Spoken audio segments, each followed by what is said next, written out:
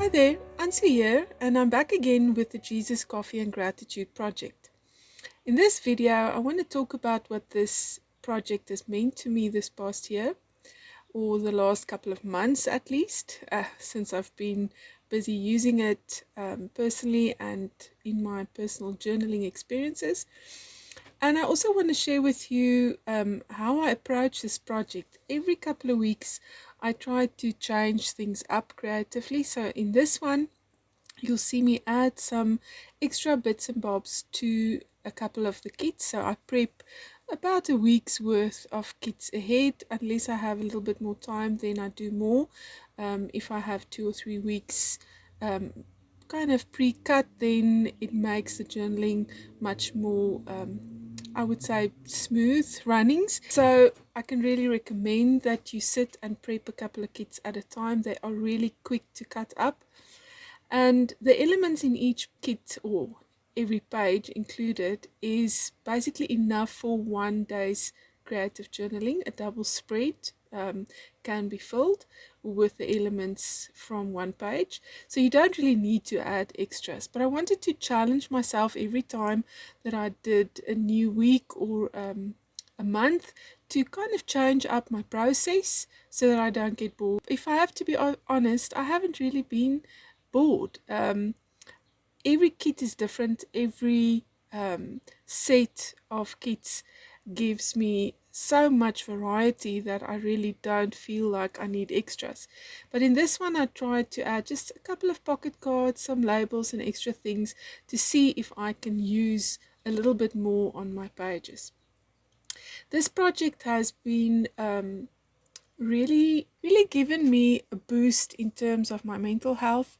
I've been struggling for a couple of months with depression or low mood, and I think it's due to getting sick a couple of times throughout this year.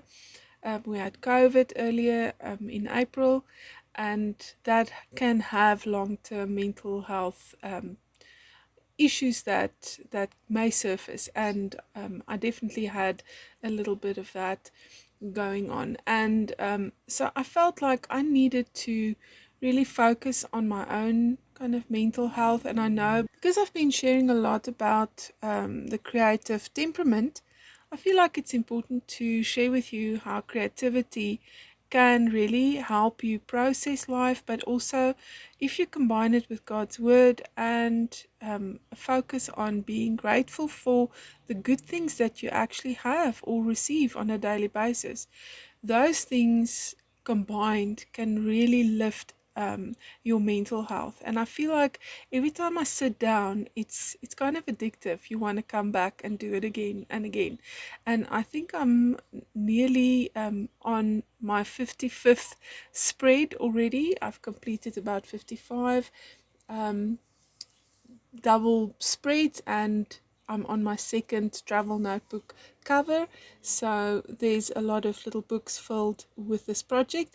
I've also been doing the Christmas Arcomos Coming of Christ devotional in between, and a couple of other things, Christmas camp with my girls. And so there's a lot of creativity that has really happened through this project. Now what you see me doing here is just creating pockets. So I've for day 26 I prepped my pockets in advance of the creative expression, and I'm using Velcro dots to just make a little flip folder or prayer book, if you want to call it a prayer closet, um, just to add all my notes and things. So what I've tried to do in this project, because I want to share the experience with you, but I don't really always feel like I want to share my personal notes and the things that God says I need to document.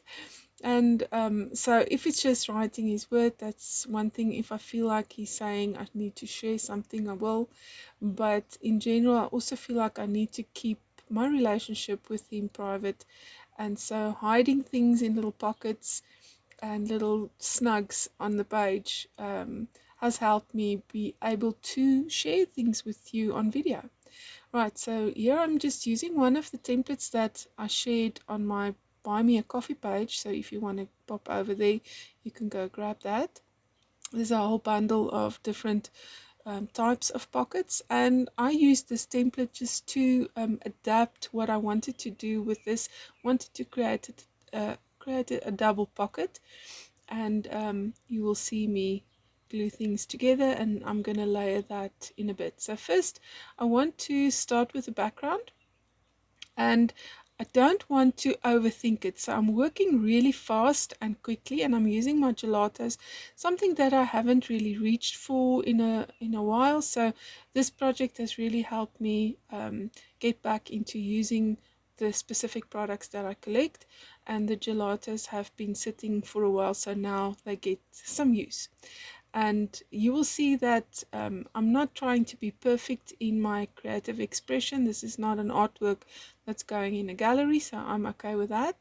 And it's a little bit wobbly at certain points, but that's okay. It's a little bit of a rainbow or a cloud that I'm trying to create. It doesn't really matter what it is. It's just creating a space for the girl to sit on.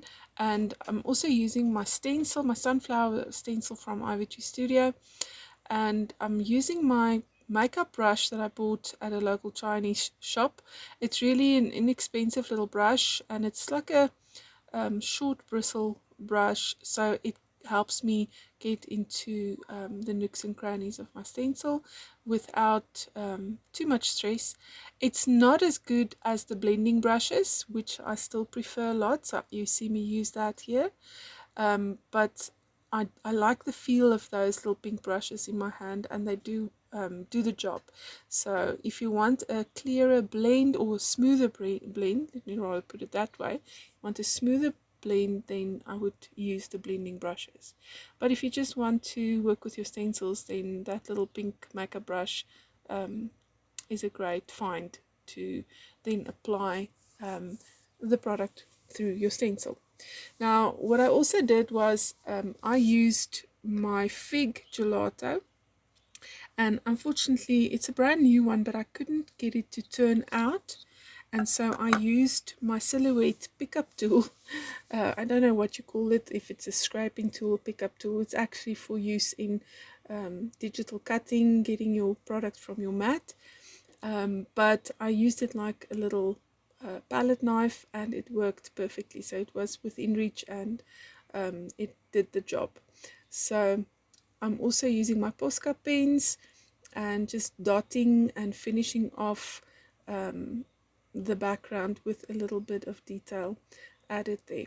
And then also my favorite gold metallic pen, glitter pen, and I try to use this to line things. It just makes that element that feels like it's disappearing in the background, it makes it pop on the page. You can't really see it as well as in real life on the camera, but take my word for it, it's really a firm favorite, and I tend to reach for that pen a lot. I buy them in bulk and I stock them up, and I've finished a ton of those pens over the years, so really love my gold pen.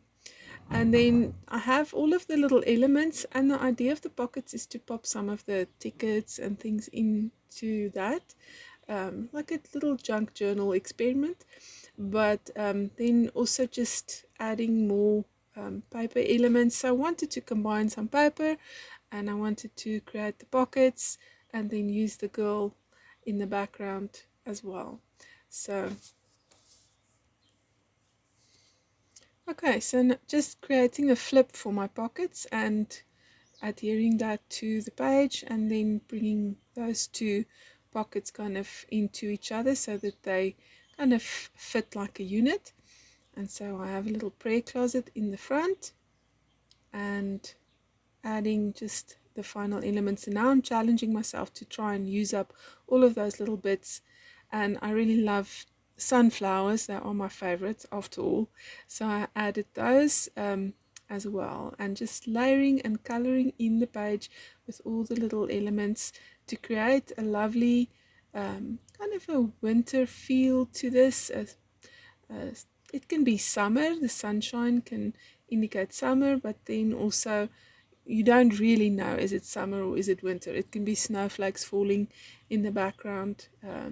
So just try to play around, and I really liked how this spread ended up, and just using all of the little bits and adding some gold string to that tag. So I really like the detail in this project. Some of the kits are very minimalist, and you can then focus on creating that background and being very arty with your art products and just keep it very simple. Or you can have some of the kits with a lot of detail. It depends on the design, and I start off with a girl, and then I add florals to it, some kind of floral element, and it depends on what I can find to fill up that page. And then also I add in some coffee elements like a coffee mug. I also have in the Jesus and coffee collection, I have extra coffee mugs and things, so if you're interested in that. And also you see me use these little word fetty sentiments that I like to add here and there, and that's from the worded kit that I created specifically for this experience. So you can add that in, and it's always fun to add a little sentiment.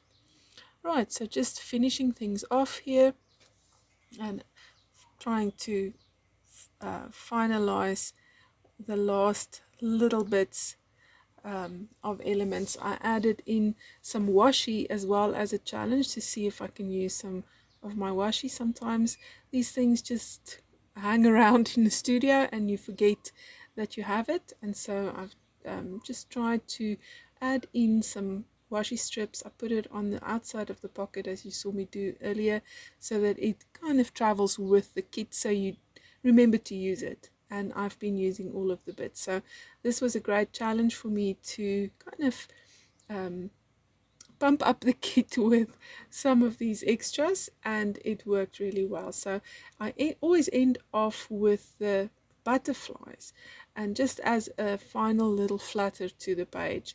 Sometimes I cluster them together, other times I spread them around the page, and that just works so well for me. Right, and what I ended up doing, because this was a very bulky page that I added with those pockets, so I just glued two pages together to just give it a little bit of firmness before I dig into the next kit for this project. So I hope that you enjoy just visiting with me a little bit and hearing my process and my progress, and I'll see you in the next video soon.